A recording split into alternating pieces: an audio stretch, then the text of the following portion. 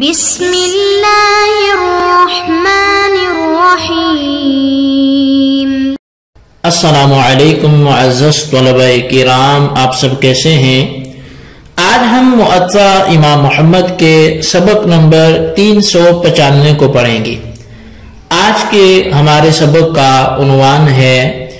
جامع احادیث۔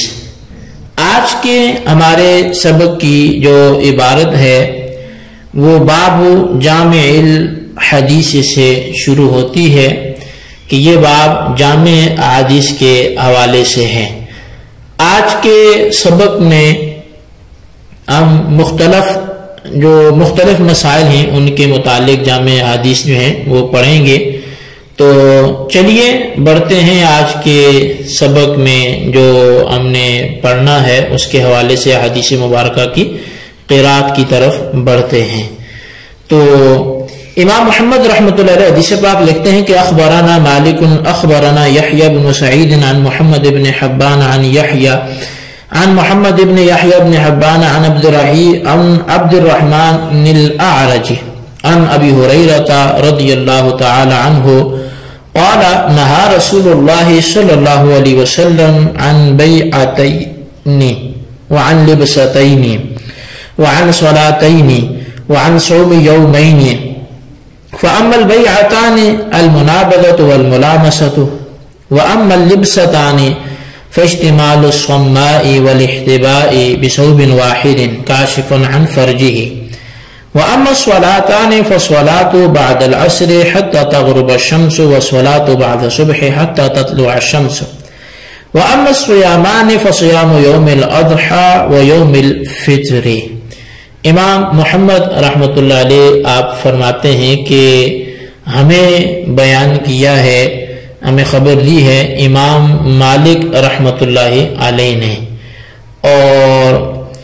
وہ فرماتے ہیں کہ ہم سے یحییٰ بن سعید نے محمد بن یحییٰ بن حبان سے روایت کی، اور انہوں نے عبد الرحمن اعرج رضی اللہ تعالیٰ عنہ سے، اور انہوں نے حضرت ابو ہریرہ رضی اللہ تعالی عنہ سے روایت کیا ہے کہ نبی علیہ الصلوۃ والسلام نے منع فرمایا ہے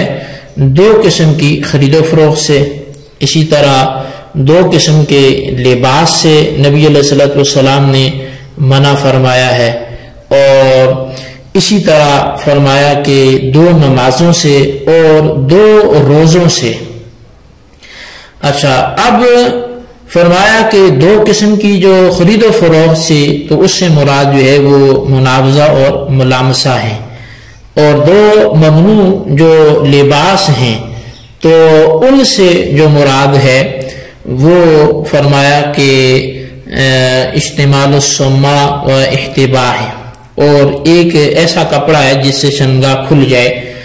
دو نمازوں سے مراد ایک ہے عصر کی نماز سے غروب آفتاب تک، اور دوسری نماز فجر کے بعد سورج طلوع ہونے تک۔ دو ممنوع جو روزے ہیں وہ عید قربان یعنی عید الاضحیٰ کا جو روزہ ہے، اور اسی طرح سے جو عید الفطر کا روزہ ہے وہ اس سے مراد ہیں۔ تو اب اس حدیث پاک کے بعد امام محمد رحمۃ اللہ علیہ وہ اپنا نظریہ احناف کا بیان فرماتے ہیں اس حدیث کی مطابقت کے اعتبار سے۔ تو وہ لکھتے ہیں کہ قال محمد وبهذا كله ناخذ وهو قول ابی حنیفہ رحمۃ اللہ علیہ۔ امام محمد رحمۃ اللہ علیہ فرماتے ہیں کہ یہی جو ہے ہمارا استدلال ہے، مطلب ہم اسی حدیث سے استدلال کرتے ہیں، یہی احناف کا نظریہ ہے، اور فرمایا کہ اسی پر جو ہے وہ امام اعظم امام ابو حنیفہ رحمۃ اللہ علیہ بھی اپنا قول کرتے ہیں، تو ان کا بھی یہی نظریہ ہے۔ تو بہرحال یہ نظریہ بھی بیان ہو گیا۔ اب دوسری حدیث کی طرف ہم بڑھتے ہیں۔ فرمایا اخبرنا مالک اخبرنی مخبر ان ابن عمر قال وهو يوصي رجلا لا تعترض فيما لا يعنيك واعتزل عدوك واحذر خليلك الامين الا من خشي الله ولا تصحب فاجرا كي تتعلم من فجوره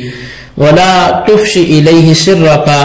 واستسر في امرك الذين يخشون الله عز وجل۔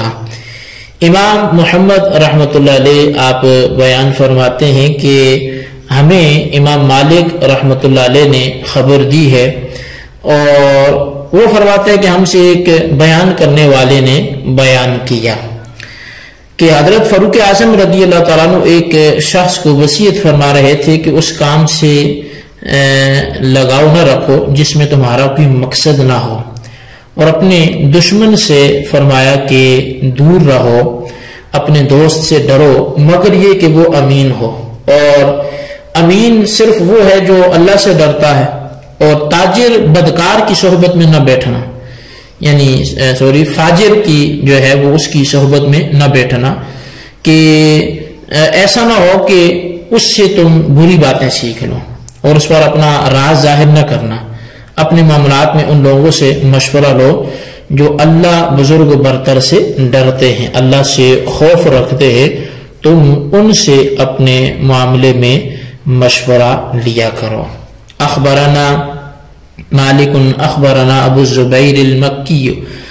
عن جابر بن عبد اللہ ان رسول اللہ صلی اللہ علیہ وسلم نہا ان یأکل الرجل بشماله ویشمی فی نعل واحدۃ ویشتمل الصماء او یحتبی فی ثوب واحد کاشفا عن فرجہ۔ امام محمد رحمۃ اللہ علیہ فرماتے ہیں کہ ہمیں امام مالک رحمۃ اللہ علیہ نے خبر دی ہے، اور وہ فرماتے ہیں کہ ہم سے روایت کیا ابو زبیر رضی اللہ تعالیٰ عنہ مکی نے، اور وہ کہتے ہیں کہ جابر بن عبداللہ رضی اللہ تعالیٰ عنہ سے وہ روایت کرتے ہیں کہ رسول اللہ صلی اللہ علیہ وسلم نے بائیں ہاتھ سے کھانے سے، ایک جوتی پہن کر چلنے سے، سر پاؤں تک ایک کپڑا لپیٹ لینے سے، اور ایک کپڑا لپیٹ کر سرین کے بل اس طرح بیٹھنے سے کہ شرمگاہ کھل جائے،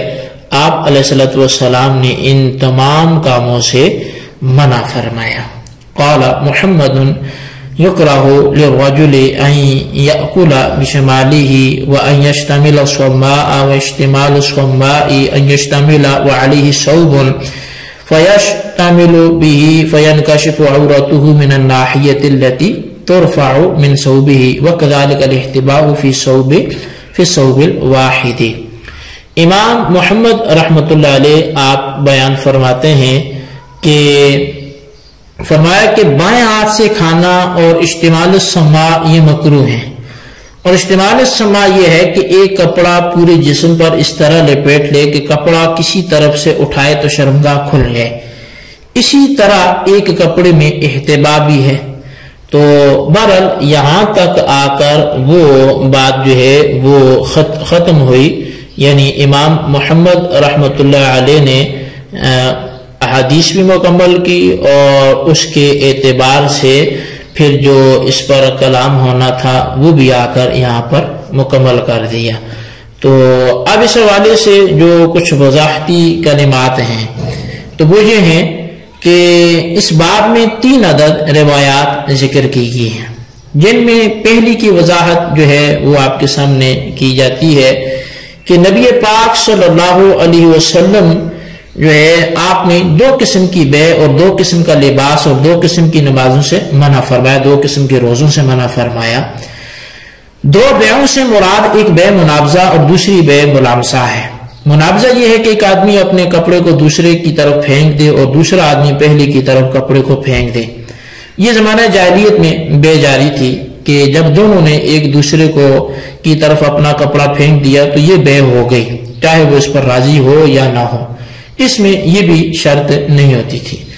دونوں کی طرف سے جو کپڑا پھینکا گیا انہوں نے اس کو دیکھا بھی نہیں ہے، یعنی اس میں نظر نہیں کی کہ کون سا کپڑا ہے اور کتنے گز ہے، کس قسم کا ہے، تو اس لحاظ سے اس بے کو منع کیا گیا کہ یہ بے جو ہے وہ شرعاً درست نہیں ہے۔ تو بہرحال یہ وہ پہلی بے تھی کہ پہلے وہ جز تھا حدیث کا کہ جن 2 بیوع سے منع کیا گیا تھا ان سے جو مراد تھی وہ یہ 2 بیوع تھی۔ تو اب دوسری قسم کی جو مطلب یہ پہلی بے منابضہ تھی،